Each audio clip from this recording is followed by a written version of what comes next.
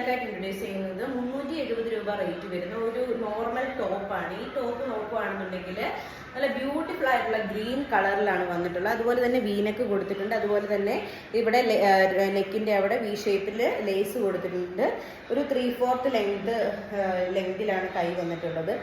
Sleeves നോക്കുകയാണെന്നുണ്ടെങ്കിലും ഇവിടെ ഒരു ചെറിയൊരു പീസ് അറ്റാച്ച് ചെയ്ത് വെച്ചിട്ടുണ്ട്. അതുപോലെ തന്നെ ഫുൾ നോക്കുകയാണെന്നുണ്ടെങ്കിൽ നല്ല ഫ്ലോറൽ ഡിസൈനാണ് ഇതിൽ വന്നിട്ടുള്ളത്.